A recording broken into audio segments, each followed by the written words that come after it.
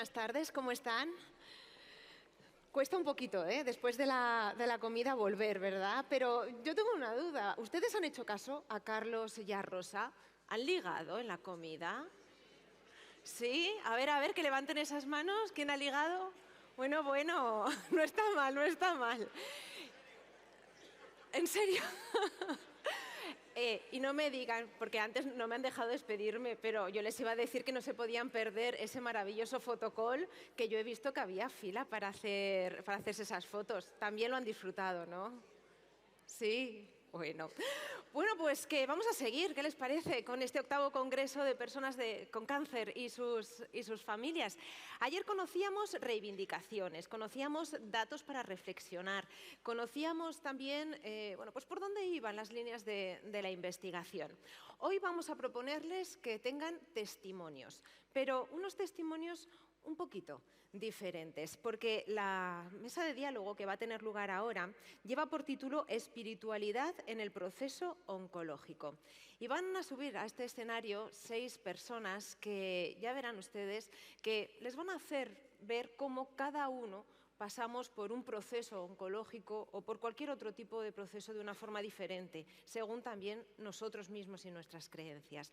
Así que no me voy a enrollar más y voy a pedir a las invitadas que vayan subiendo para ocupar estos sillones que tenemos vacíos. Y nos van a acompañar Pilar Aisa, ella es enfermera, jubilada ya. Un aplauso para ella, por favor.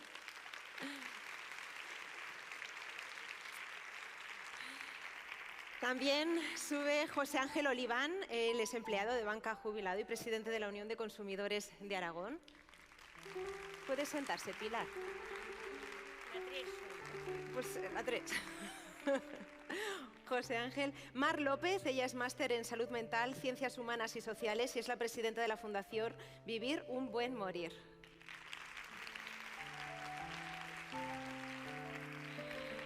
Sana Nambro estudió odontología en Huesca y es especialista en cirugía oral e implantología. Y vamos a tener sus testimonios, pero esta mesa va a estar moderada por 2 mujeres, por Reyes Ibáñez, jefe de Servicio de Tumores de Mama de Oncología Radioterapia, y María Luisa Fanlo, enfermera en Cuidados Paliativos Domiciliarios. Así que les dejo con ellas y con esta mesa Espiritualidad en el proceso oncológico. ¿Esa es la tuya?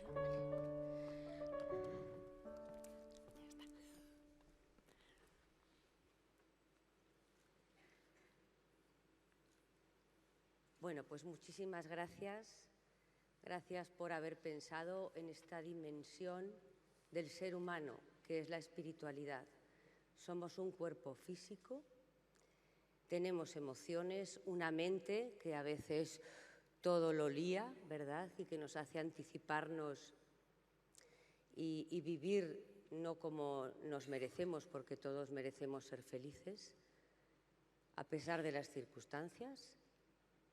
Y también una dimensión social, la importancia de la familia y la dimensión espiritual, ese anhelo profundo de trascendencia, de unión con lo sagrado, que cada persona en función de sus creencias y de sus valores pues lo va a referir ligado a una tradición o no. Voy a presentaros a mis queridísimos compañeros porque ya son 4 años trabajando juntos, tomando café, Coca-Colas y hablando de estas cuestiones. A mi derecha, José Ángel Oliván. Para los amigos, Oliván. Yo tengo la costumbre de cambiar los nombres compuestos. Como habéis visto, conozco a José Ángel hace tiempo, Oliván para los amigos. Tengo a mi derecha inmediata a Pilar Aisa, ya os han dicho que era enfermera, ella trabajó muchos años en oncopediatría, tiene mucho que contar. A mi izquierda, pues bueno, mi compañera Marisa Fanlo, ha trabajado también en oncopediatría como enfermera, pero ya los últimos años de su carrera profesional en el ESAD, en el equipo de soporte de atención domiciliaria, lo que son los cuidados paliativos del sector 3. Tengo también a mi izquierda a Mar López. Mar lleva más de 25 años enseñando a meditar, concretamente meditación zen, y preside la Fundación Vivir un Buen Morir. Y por último, nuestra querida Sana, nuestra pequeña Sana. Digo pequeña porque es la más joven de todos nosotros. Ella trabaja como odontóloga y, bueno, ha tenido experiencias vitales que suponen rupturas biográficas importantes. Es hija de refugiados palestinos, ha perdido ya a sus papás, ha tenido la oportunidad de cuidarlos en casa durante su proceso de enfermedad y muerte. Y dicho esto, que era lo que me tocaba presentar a mis compañeros, le paso la palabra a Marisa. Bueno, como tenéis al fondo, veis una especie de electro multicultural, que es un poco la causa de todo, ¿no? Cuando yo empecé a hacer domicilios con familias, en este caso musulmanas, que es como conocí a Sana, me daba cuenta que me faltaba información, que por quererme acercar no sabía si lo hacía bien. Entonces decidimos trabajar en este tema y bueno, buscamos fuentes de diferentes religiones y culturas para poder tener información cada vez que vayamos a su casa, a su sitio más sagrado, su casa, y en un momento de intimidad tan tremenda y tan absoluta como es la enfermedad en su casa. Bueno, entonces ahora ya, dicho cómo empezó todo esto, como decía Reyes hace ya unos años, vamos a hablar de espiritualidad. La espiritualidad es otro área, otra condición, otro sector, otra forma. Igual que todos oímos hablar de lo social, oímos hablar de lo biológico, está lo espiritual. ¿Y cómo explicamos esto? Pues ese conjunto de creencias, de experiencias, de sentimientos que nos van acompañando desde niños y que, bueno, se van haciendo con nosotros y se van acomodando en nuestro corazón y en nuestra cabeza. Son los culpables, esos sentimientos de espirituales, por llamarlos así, los que nos hacen preguntarnos cosas. ¿Quién soy? ¿Por qué estoy aquí? O no responden a preguntas. ¿Por qué has venido? ¿Cuál es tu legado? Etcétera. Entonces, en todo eso es la espiritualidad que nos envuelve y nos acompaña. La espiritualidad, eso más íntimo de nosotros mismos, que se hace frente ante el diagnóstico de una enfermedad, sea en el contexto oncológico o no, ante una enfermedad grave o medianamente importante, nos enfrentamos a un espejo en el que no sabemos qué nos estamos diciendo ni qué nos vamos a decir. Pero esa parte es esa espiritualidad que hace lo que seamos en ese momento, y que cada uno de nosotros, cuando nos enfrentamos a ese momento, va a ser muy diferente Marisa Fanlo de los 27 años a la Marisa Fanlo de 75, porque mi bagaje y mi espiritualidad, mi forma de vivir, me ha ido enriqueciendo y me ha ido moldeando mi espiritualidad. Entonces, esta es mi introducción y ya yo creo que nos hace pensar ya a todos. Muchas gracias, Marisa. Ya estamos, y seguimos. Muchas gracias. Bueno, pues mi primera pregunta, Oliván, va para ti. Tú has trabajado toda tu vida en el activismo social, estás en el comité, bueno, en el CEICA, en el comité de ética que, bueno, él como persona alega, son los que evalúan los trabajos de investigación. Te has desarrollado en áreas muy diferentes y siempre con un gran compromiso, también como presidente de la OCU. ¿Cómo te imaginas el proceso oncológico, un proceso oncológico? ¿Cómo lo imaginas por un momento en tu persona? Bueno, lo primero, buenas tardes a todos. Muchas gracias, Reyes y Marisa, y al resto de mis compañeras. Tengo que decir que en esta reunión yo soy el contrapunto. Es decir, soy seguramente, en fin, el espejo en negativo de lo que mis compañeras van a desarrollar. De hecho, cuando me propusieron participar en este grupo, que hemos estado, como decía Reyes, hemos hecho otras cosas, me dijeron, necesitamos un ateo. Y, ¿tú eres ateo? Y dije, pues sí, me considero ateo. Y a partir de ahí empezamos a trabajar. Por lo tanto, hay que partir de esa base. Es decir, mi visión es la visión de una persona que no, en sus esquemas vitales, en sus desarrollos, en sus cuadros de mando de su vida, hay una parte que no incorpora, ¿no? Que no incorpora esta existencia de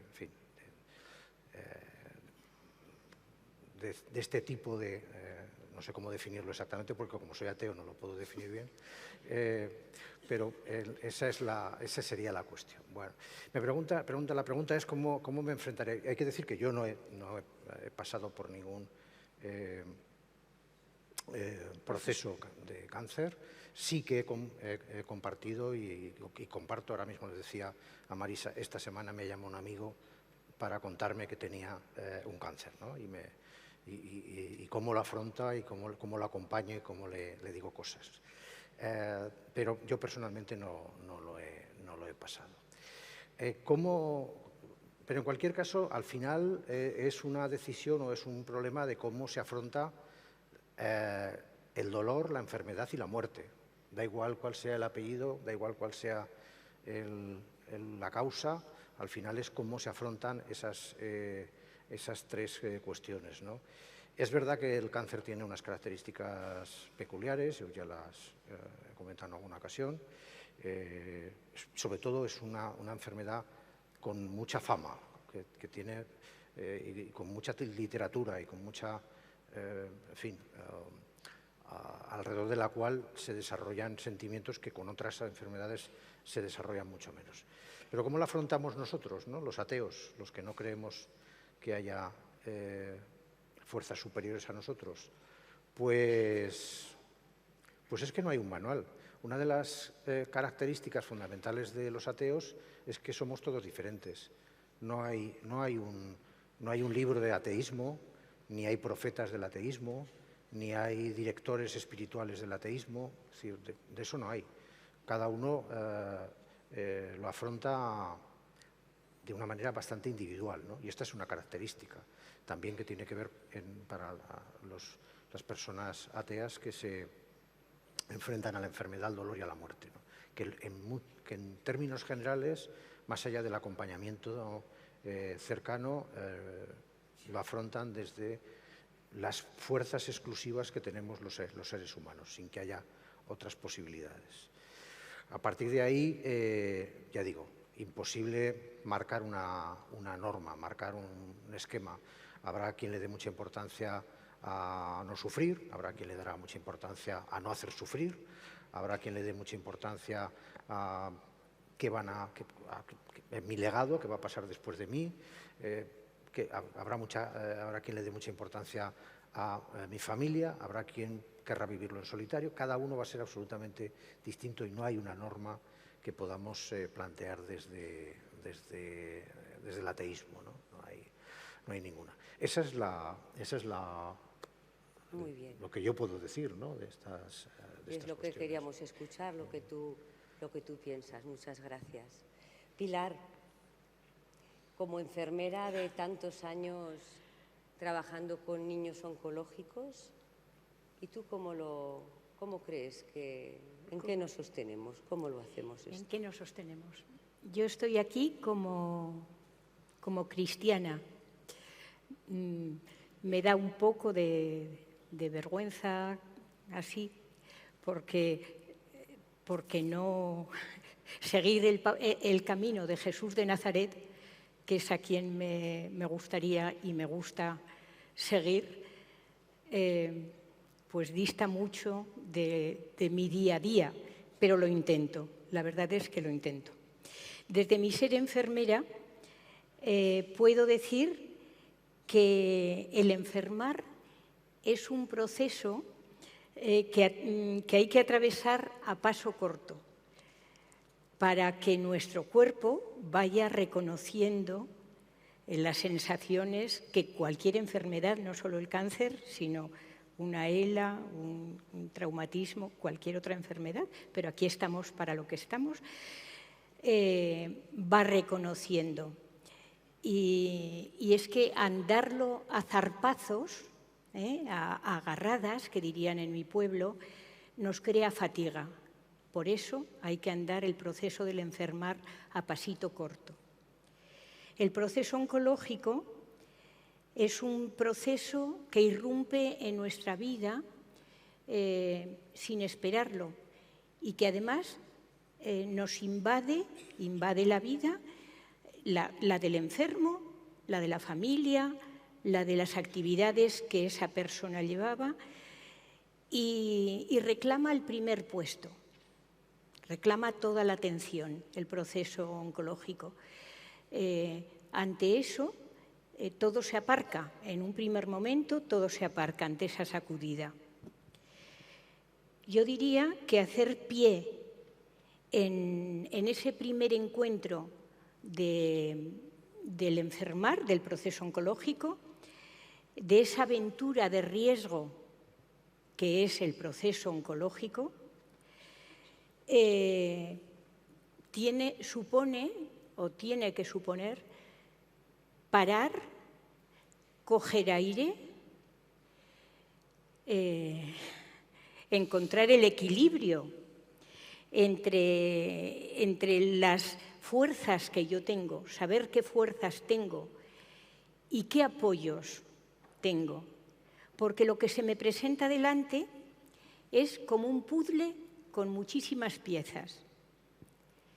Es la presencia, es la escucha que yo voy a necesitar, es el silencio, es cómo yo he aceptado los procesos de fracaso, cómo he dilucidado mis conflictos anteriores.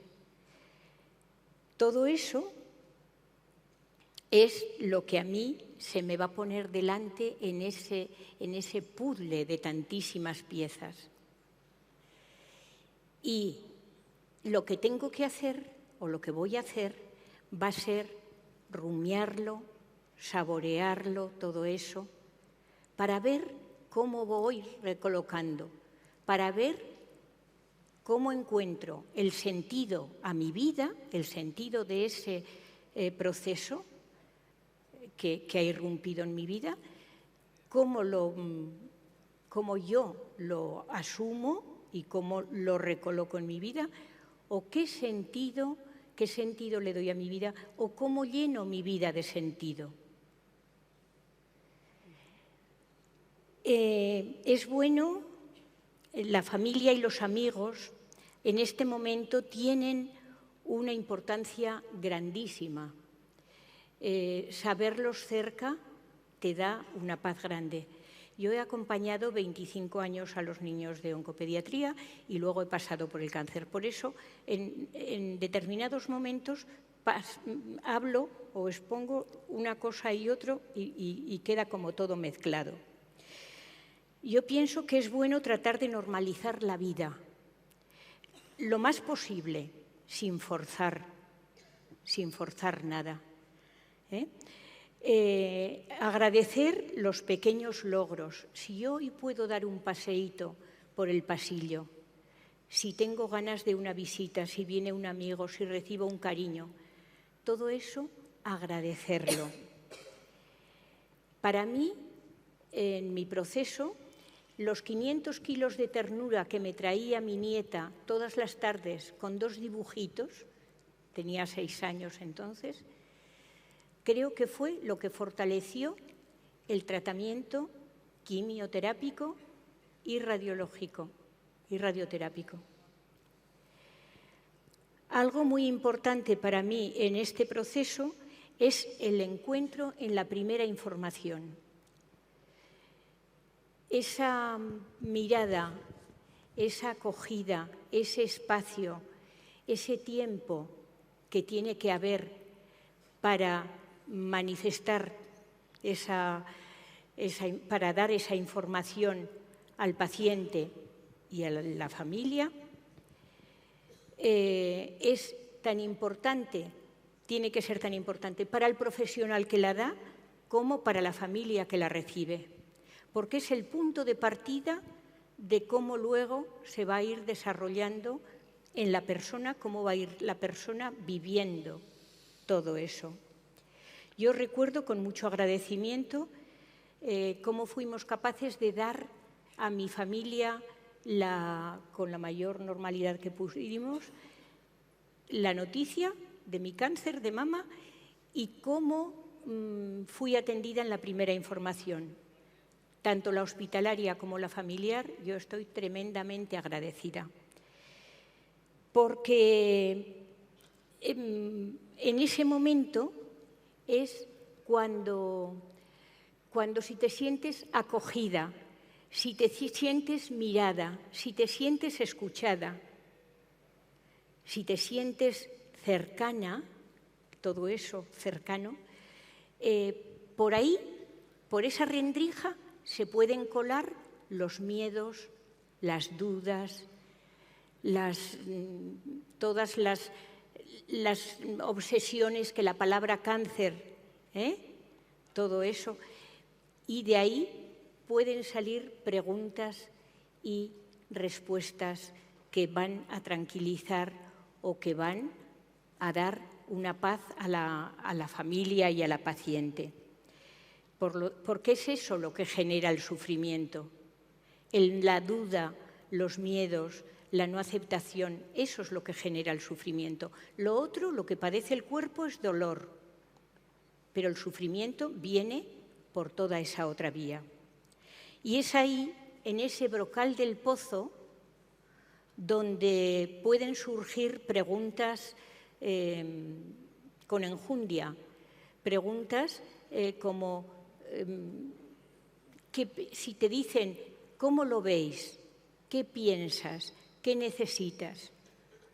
Tú puedes exponer, tú puedes decir, tú puedes abrirte sin ningún miedo o con todos los miedos, pero puedes hacerlo.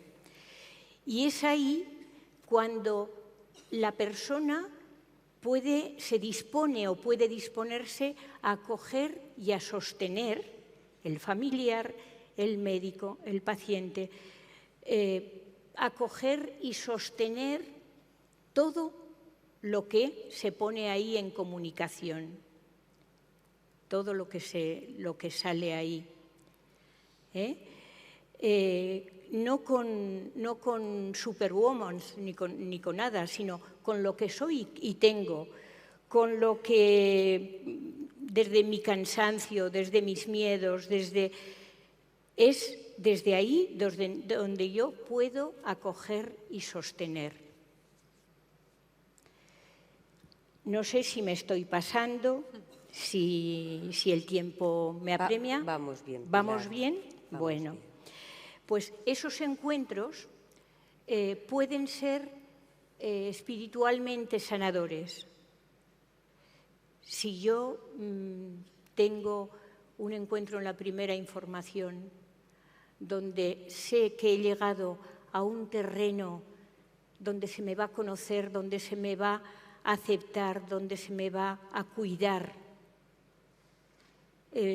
yo sé que estamos pisando todos ahí un terreno sagrado, que lo que ahí se cuece no va a salir de ahí, salvo en beneficio de la paciente.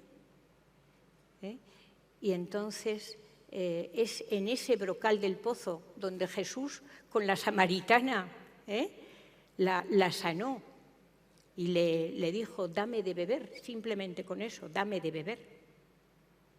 Y ahí surgió y se desarrolló toda esa obra importante.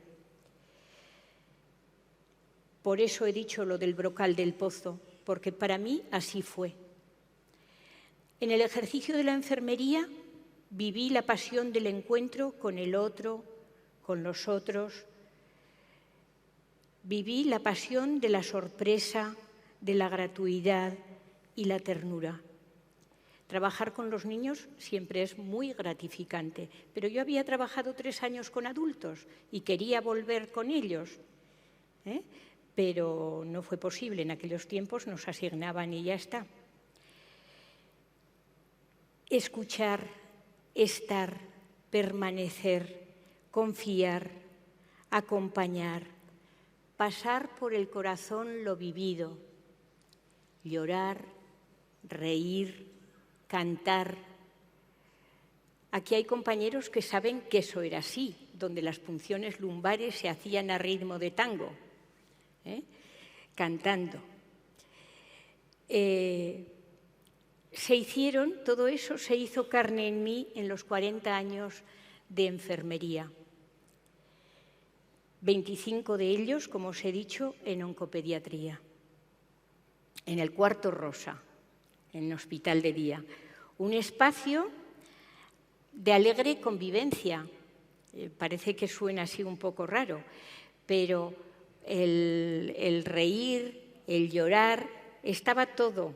El dolor y el amor estaba todo en partes iguales, mezclado, y todo se cocía al chup-chup, al pil-pil, a fuego lento, y daban guisos de estupendo sabor, tanto físicos, emocionales y espirituales. Los niños y niñas compartían ellos su proceso con el de otros niños. Y entonces, cuando ellos llegaban con su pelito, con su buen físico, con su tal, veían a los otros niños calvitos, con su cusín, con su tal, y les vendría el miedo y les venía todo, pero luego convivían en perfecta armonía. Y ellos plasmaban sus emociones a través del dibujo, a través de los escritos que hacían, de las cartas que te dirigían, tarjetas, de todo.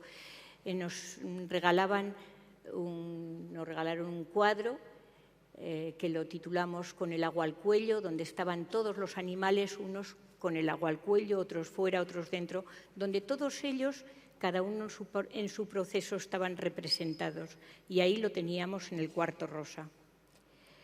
Ellos fueron maestros de poner verdad y claridad, yo digo en mi vida, pero creo que en la vida de todos mis compañeros y compañeras.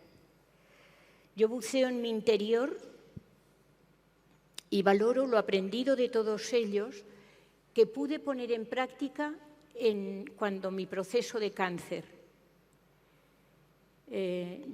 Yo muchas veces me iba con mi mente, cuando me quedaba sola, me iba y decía, ellos pudieron, ellos creyeron, ellos confiaron.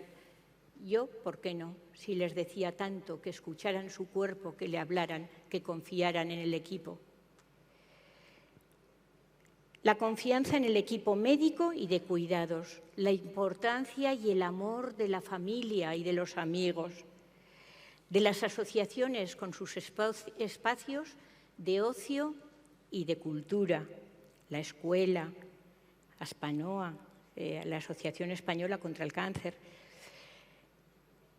Todo eso nos llevaba al puede ir bien cuando hablabas con ellos. Puede ir bien, nunca una aseveración total, pero siempre una esperanza abierta. Puede ir bien. Y la alegría del momento, el vivir el momento a pleno pulmón. Todo eso, el silencio, la belleza, la contemplación de la naturaleza, la armonía del cosmos, que me hace sentir inmersa en ese misterio de Dios, de la vida, que lo contiene y lo sostiene todo. Pilar, ¿cuánto te han enseñado los niños y cuánto aprendiste para luego poder sostener de una forma tan buena el proceso que pasaste? Yo lo viví con una paz interior grandísima, lo cual sé que no es fruto ni mérito mío, sé que es lo que yo aprendí de todos ellos, de los niños y de las familias, Y de sus padres. porque había momentos muy fuertes donde nos sosteníamos los unos a los otros. Hay momentos tan fuertes que realmente lo único que nos puede sostener es mirar hacia adentro. Mar, yo creo que nadie mejor que tú para decirnos qué herramientas, cómo lo hacemos cuando todo se derrumba. Muchas gracias por la invitación, muchas gracias por tener la oportunidad de dirigirme a vosotros la pregunta. Hay un libro excelente que os recomiendo de una monja budista, Pema Chodron, igual lo conocéis, que se titula precisamente Cuando todo se derrumba. Así que yo me preguntaba, en tan poquito tiempo que tenemos, ¿qué podía aportar yo a este puzzle que estamos conformando? Y desde mí deciros que siempre tuve pues una inquietud, ya creo que desde pequeña, ¿no? Por comprender un poco, sí, tenía una necesidad de comprender qué es esto de vivir y de morir. Y resulta que antes o después, sobre todo hay muchos procesos por los que pierdes cosas, pero sobre todo fue la vivencia de estar años conviviendo, cuando yo era muy joven, en el hospital con personas, pues como muchos de nosotros, ¿no?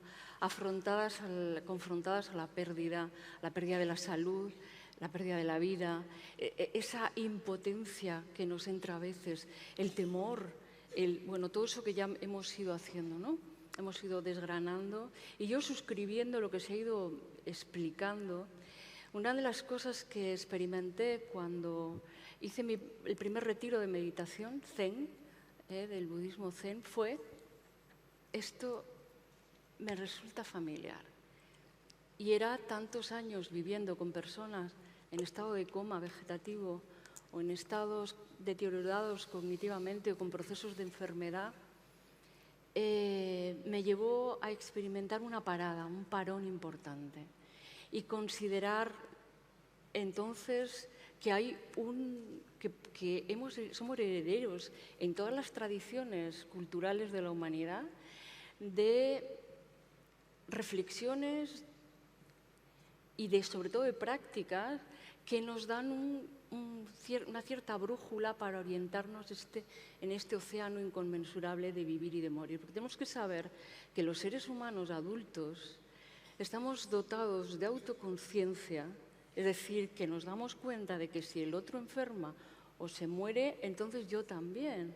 Para la mayor parte de nosotros lo tratamos, y más en esta sociedad actual, de ahogar, de no ser conscientes de eso. Pero eso nos genera mucha angustia, mucha inquietud por esta capacidad, que es un don de la naturaleza que somos, de anticipar lo que va a pasar. Las personas que no tienen esa autoconciencia, ese desarrollo, como niños, personas deterioradas cognitivamente, es decir, que no tienen este sentido de la individualidad y la separatividad tan desarrollado, sufren menos ante la enfermedad y la muerte. Es nuestra experiencia. Entonces, ¿por qué sufro yo? ¿Por qué sufrimos tanto? ¿Por qué nos da tanta angustia? Y eso para mí fue una necesidad de exploración. Y ahí es donde yo quería aportar un poco que solemos confundir la espiritualidad con la religión, con las creencias. Creencias tenemos todos. La creencia en la ciencia no deja de ser una creencia. Me la creo porque me fío de que tú, que eres el investigador en el cáncer, has dicho que tal cual, me lo creo. Pero no dejan de ser creencias. Entonces, ¿qué creencias tengo yo que me liberen de esta angustia, que me liberen del miedo, que me liberen de la culpa, que me liberen de la ira? Yo decidí explorar porque las instrucciones que me llegaban de la sabiduría de los antiguos, que decidieron no creerse cosas sino experimentarlas. Tú experimenta y desde ahí, entonces lo que vi es que hay una dimensión, lo que vimos, hay una dimensión en nosotros que no suele ser en la que nos movemos en lo biológico, nos movemos en lo social, nos movemos en lo mental, pero hay una dimensión en nosotros que es esas preguntas mudas, y cuando ya se pueden decir, ese cuestionamiento existencial, el afrontamiento de la existencia es el terreno de la espiritualidad, que puede darse como una forma cultural que es religiosa o no, pero la espiritualidad es constitutiva de todos y cada uno de nosotros, también de ti, José Ángel, que lo sepas, que es justamente, yo veo en ese sentido, en esa posición existencial, una honestidad. A ver,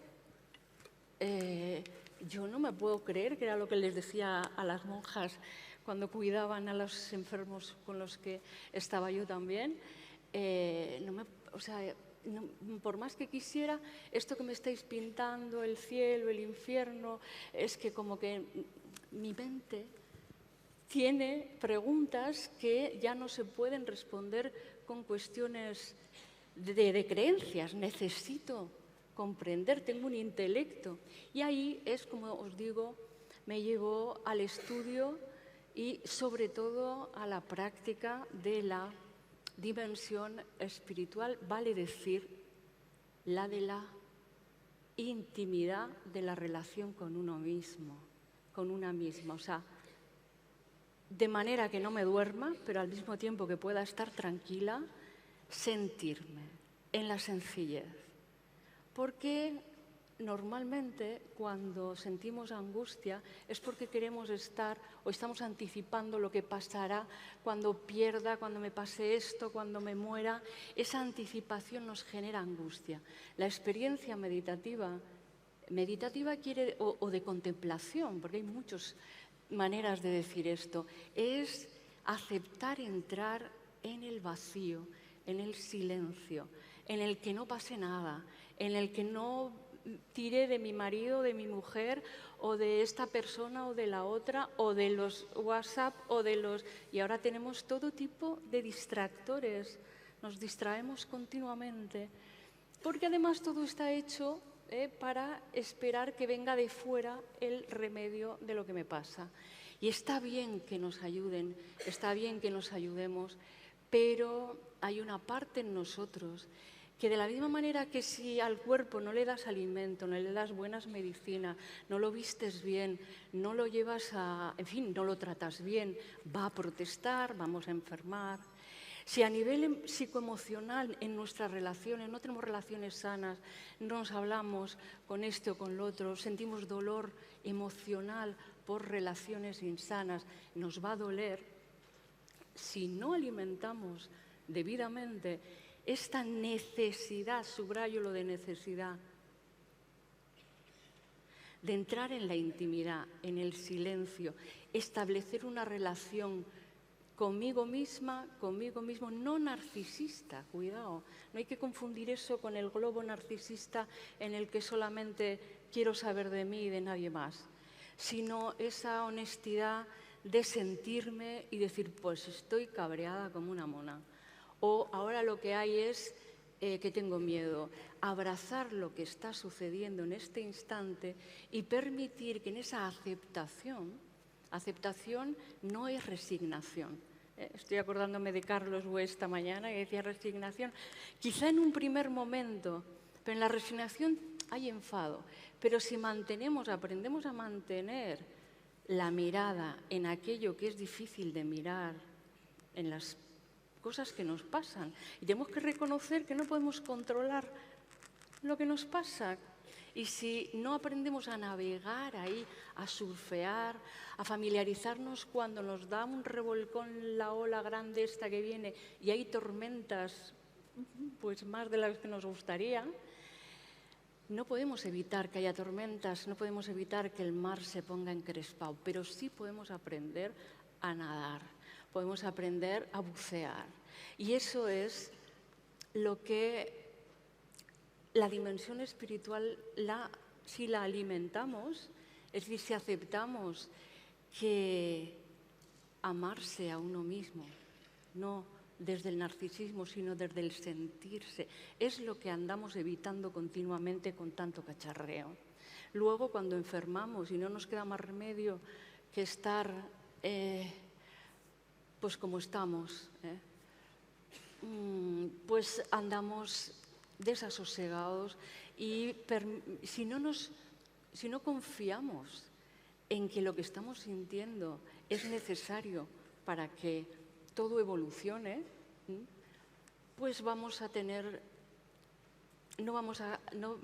la soberanía para decidir en libertad qué es lo que en este momento necesito, no lo que deseo, sí lo que necesito, aceptar la ayuda de otros al que se lo podamos pedir y, en definitiva, conocerse uno a sí mismo, es amarse uno a sí mismo y es amar, aunque no lo sepamos, a todos los demás. Y por eso se pueden dar esas experiencias de confianza.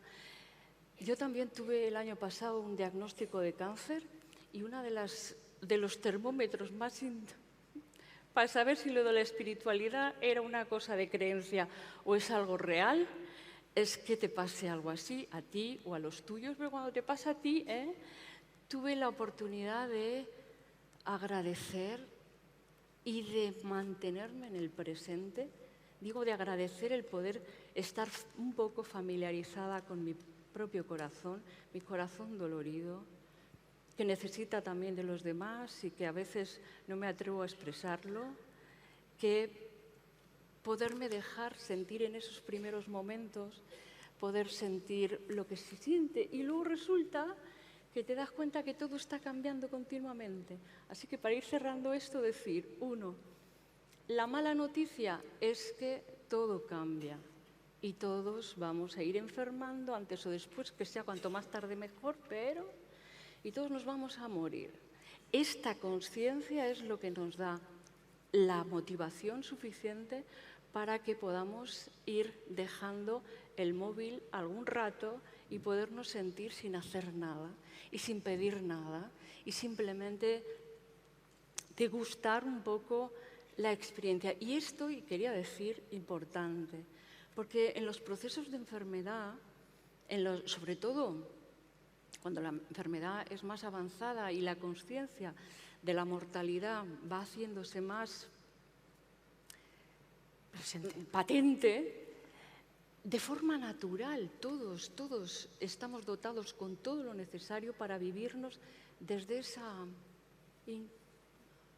En tus manos entrego mi espíritu, que se dice en el cristianismo, inshallah, no sé cómo se dirá. En el budismo simplemente uno se sostiene y se deja descansar en la propia naturaleza, en la conciencia de que realmente todo está bien hecho. Todo está muy bien hecho, muy bien hecho. La mala noticia es que todo cambia, pero la buena también. Todo va cambiando.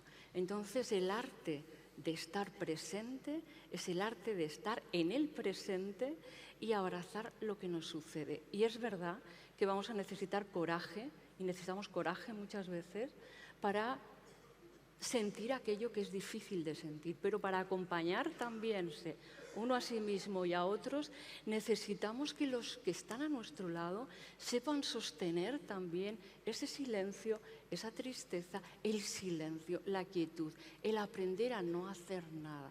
Y a veces hay tiempos para luchar y hay tiempos para estar en la calma y en la paz de no querer hacer nada, de quedarse en el sitio. Porque la eternidad existe, pero siempre existe en el presente. Y eso tiene que ver con la capacidad que tenemos de acoger el presente. Como ahora, parar un poco, sentarse, sentirse. Y bueno, si me dejáis hablar, aquí me puedo enrollar. Te voy a coger la idea del acompañamiento, de saber acompañar desde la presencia, con mayúsculas, es decir, con toda la atención, porque al final en lo que ponemos atención pues es sobre todo en aquello que amamos, ¿no? Y le paso la palabra a Sana y qué ocurre cuando los que enferman son los que más queremos, ¿no? Y cuando decidimos cuidarlos, y cómo te ayudaste para sobrellevar esas circunstancias. Lo primero, buenas tardes. Gracias a todos mis compañeros. Yo os voy a hablar más tirando pues, de mi experiencia personal como familiar que acompañó a, en este caso, a mi madre. Yo creo que casi todos tenemos claro aquí que una parte importante es la familia y la presencia de la familia contigo. Mara hablaba de la paz y estar solo. En mi caso fue todo lo contrario. Creo que no dejamos a mi madre ni un minuto en paz. Y no sé si eso fue bueno o malo, pero yo creo que le gustaba. Y eso fue lo que la ayudó, creo. Yo creo que el estar constantemente con ella, tratarla como si no estuviera pasando nada, porque al final eso es imposible, obviamente, pero sí hacerla sentir como que seguía siendo todo normal, que nosotros íbamos a estar bien, estuviera ella o no estuviera ella. Y ya en cuanto a espiritualidad, pues también me apoyé obviamente en la fe, porque, a ver, yo obviamente, como podéis ver, soy musulmana, creo que no lo escondo. Y pues quieres que no, sobre todo yo creo que cuando más creemos es cuando nos pasa una desgracia, porque de repente queremos que un ser divino venga a salvarnos de esa desgracia. Y mi relación en ese momento con la espiritualidad fue un poco de amor-odio a Dios, porque a momentos era de ¿por qué me tiene que pasar esto a mí? Esto, aún encima un poco egoísta, porque le estaba pasando a mi madre, pero yo me preguntaba ¿por qué me tiene que pasar a mí? Y en otros momentos le rogaba e imploraba que por favor, que si los médicos no podían curarla, tú la podías curar, porque quieras que no, pues al final de ese momento recurres hasta el último, digamos, recurso que tienes. Si la medicina no funciona, pues igual la fe funciona, que cuando lo piensas en frío luego ves que no es así, obviamente, pero en esos momentos lo piensas. Y yo creo que nos ayudamos un poco en eso, estábamos en familia, pues apoyándonos, rezaba, nunca había rezado tanto en mi vida como en ese momento, y un poco eso es lo que te ayuda, yo creo. Yo creo que mi madre se fue en paz. Además, ella era consciente en todo momento de lo que estaba pasando y ella rezaba con nosotros y al final ya no rezas para que una persona no se vaya, rezas para que se vaya sin dolor, que yo creo que es lo importante, y donde intervinieron ahí Marisa con su equipo de paliativos cuando entraron a mi casa. Y yo creo que eso es lo más importante, al final, pues apoyarte en tu familia, apoyarte en ese momento y en los que vienen después. Y no sé si puedo aportar algo más. Gracias, Ana. Marisa, sí. Como profesional del ESAD, que veo que ya vas a contestarle y además es lo que me estaba pidiendo Sí. que tú nos contaras, como profesional, ¿cuál es el anhelo que surge para poder aliviar ese sufrimiento, que es un sufrimiento desde la dimensión espiritual muchas veces, ¿no? Sí, esto es lo que hemos empezado diciendo, como autocrítica, ¿no? Los sanitarios no exploramos esa dimensión, la espiritual, que como hemos dicho ya y ha quedado aquí claro, puede ser religiosa o no, sino que un ser humano tiene ahí sus creencias que le han acompañado, que le han hecho ser ese ser humano a lo largo de su vida y se enfrenta en un momento muy determinado de su vida. Entonces, son preguntas que están estudiadas, están pensadas y hay que saberlas manejar. No puedes preguntar algo que no puedes responder. Pero entonces diríamos que la actitud sería la sinceridad, estar ahí intentando ver al otro, de cómo se ve él, y la sinceridad más profunda. Entonces sería preguntarle cómo te encuentras de salud, que él mida, que él te transmita. Son preguntas muy abiertas, muy genéricas, y estoy imaginándome un escenario muy primero. ¿Cómo te encuentras tú de salud? La segunda sería, ¿qué nivel de esperanza tienes tú respecto a esa salud? La otra sería, ¿Tienes algún miedo? Aquí generalmente aparece el dolor, porque la gente cuando está muy enferma su cuerpo le va dando pistas y va haciendo su propia historia personal. Volvemos a lo personal, a lo espiritual personal. Entonces suelen decir al dolor, quieren no morir con dolor, y luego sí que os puedo decir que se ve absolutamente las personas que están en paz. Entonces tú les preguntas, ¿necesitas algo? ¿Un sacerdote? Tú indagas por lo que ellos puedan necesitar, que en ese momento pues puede ser un ateo y en ese momento está viviendo una regresión a su infancia en el colegio de los curas y necesita un sacerdote, por ejemplo, que no suele ser el caso, que no es así, pero bueno, tú le ofreces, le das opciones y él decide. Pero de verdad que no hay nada más hermoso que esa sensación de la cara en paz, en paz. Y ese en paz es consigo mismo. Consigo mismo y con esas cuestiones que están arregladas. Eso es. No hay deudas pendientes. Pero hablamos de las emocionales, de las familias. Y yo, por ejemplo, de Sana recuerdo mucho que ella cuenta cómo agradeció mucho la orientación, ¿no?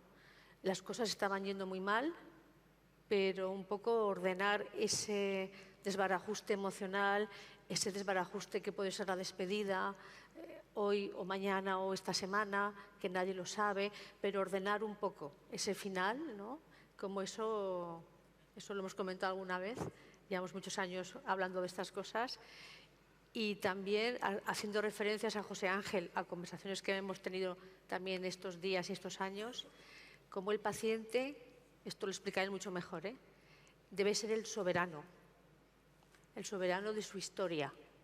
Entonces no hay ningún modelo de nada. Cada uno somos nuestro propio modelo. Y yo ahora me he podido enriquecer muchísimo con las cosas que ha comentado Mar del autoconocimiento o del silencio.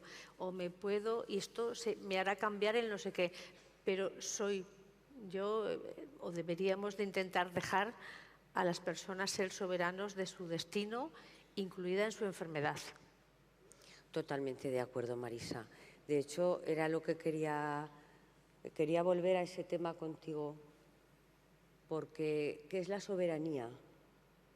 Sí, a ver, yo lo que digo es que seguramente el cuerpo médico que te atiende sabe mucho del cáncer, pero de tu cáncer eres tú el que más sabe. De la persona, sabe de la enfermedad, pero quizá cuando de la digo persona... me refiero a todo el conjunto de circunstancias, a todo lo que lo rodea, a todo a la historia previa que has tenido, a cómo te sitúas en el mundo, cómo te sitúas respecto de los demás. Eso solo lo sabes tú. Y tiene mucha importancia en cómo se vaya a desarrollar después la enfermedad, ¿no? No quiero decir con eso que vaya a influir en cómo se vaya a desarrollar la enfermedad. Digo que va a tener mucha importancia en cómo sintamos o cómo nos sintamos en relación con la enfermedad. De la misma manera que también creo que no es buena idea plantearnos que eso es una batalla que si perdemos la hemos perdido por nuestra culpa. Es decir, que no hemos hecho lo suficiente, o la familia pensar que no ha hecho lo suficiente, ¿no? En fin, las cosas pasan y ya está, no hay que darle muchas más vueltas. Pero respecto a la soberanía es esta cuestión. Creo que tenemos que ser conscientes de que el conjunto de decisiones que se van a tener que ir tomando a lo largo del proceso, nosotros somos la figura importante. Nosotros somos el elemento, el que toma la decisión.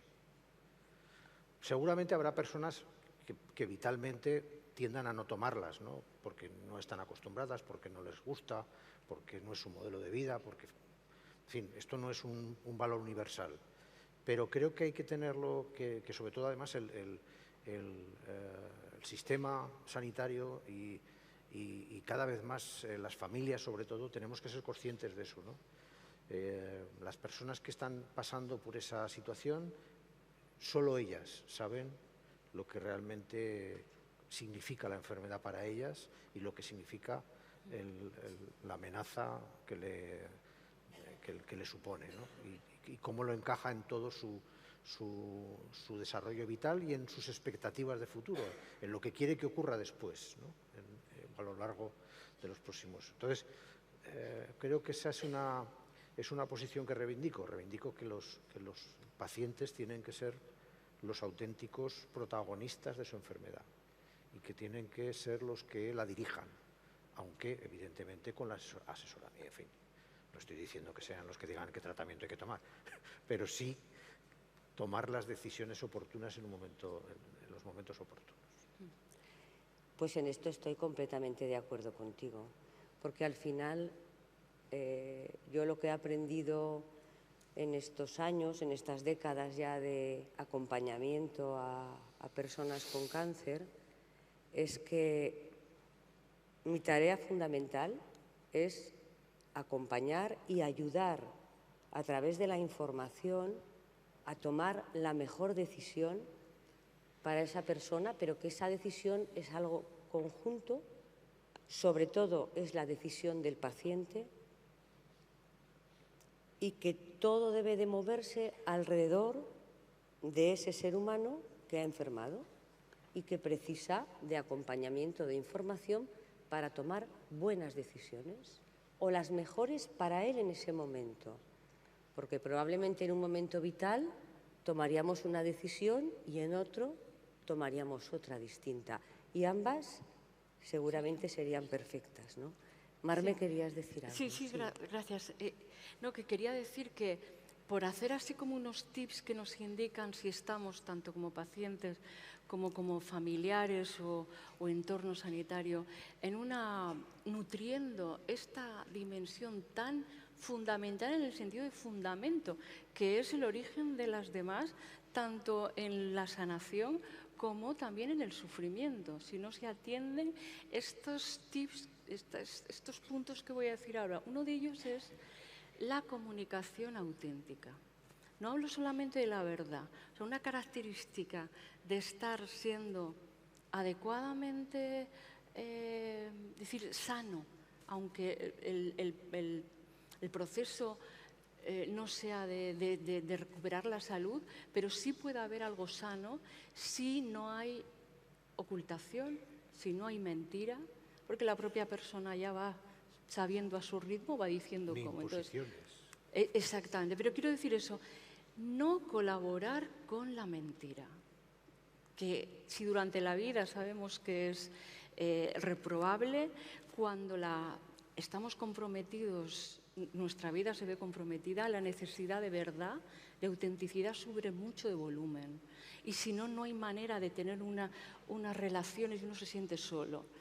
La dignidad no solo por el hecho de ser soberanos de nuestras decisiones, que es lo que entendemos todos por dignidad, sino también saber que la dignidad es subjetiva y cada persona la vive de una manera, pero todos sufrimos igual, sentirnos humanos ahí, ¿no?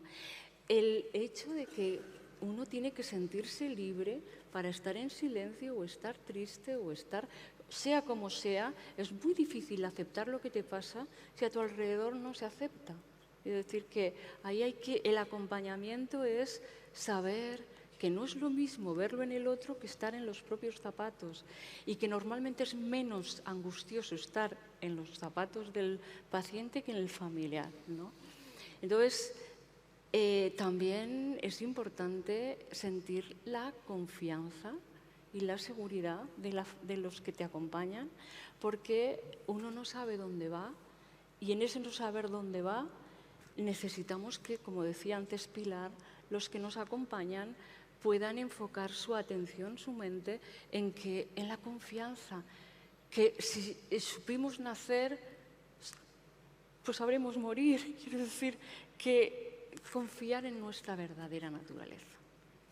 Esta era un poco la esencia de la espiritualidad en este marco. Así quería decir, hay más cosas, pero creo que es... Bueno, estamos llegando ya al final de este diálogo, donde, como veis, pues yo creo que hemos hablado todos desde el corazón, el reconocimiento de la dimensión espiritual como algo importante en el ser humano, palabras como reconciliación, perdón, amor, cosas arregladas. Ternura. Gracias.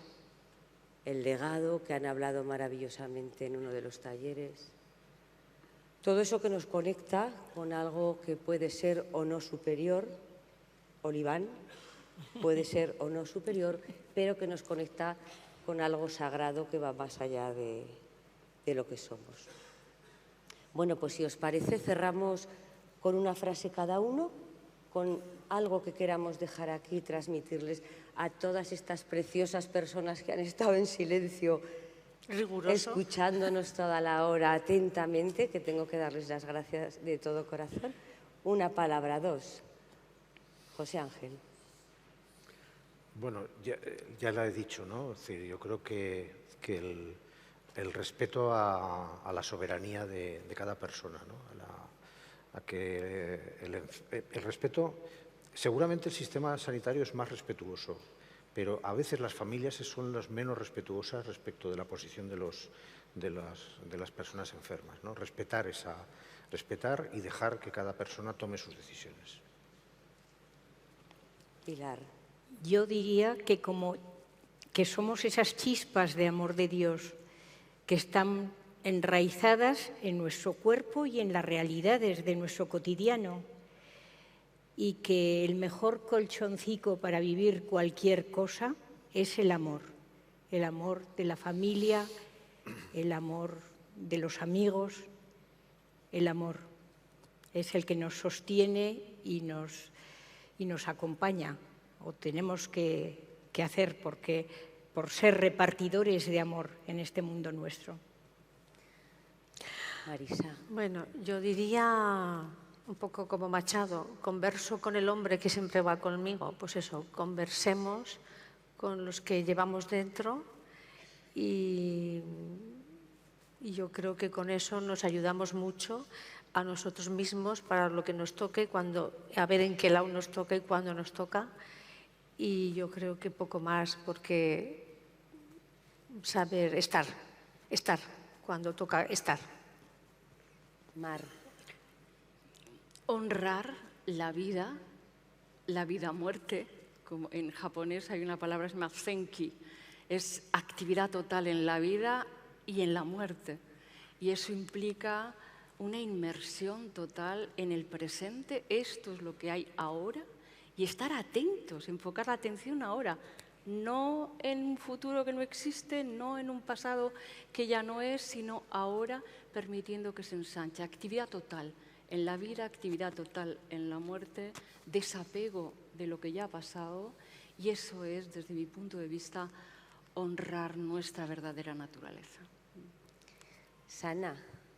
Yo recalcaría pues simplemente el aprovechar el tiempo tanto al enfermo, a los familiares, haced lo que os apetezca y simplemente aprovechar el tiempo con la familia, con los que queréis y eso, porque el tiempo se nos acaba a todos al final y al final solo queda el estar satisfecho con lo que has hecho en tu vida y con la persona que quieres.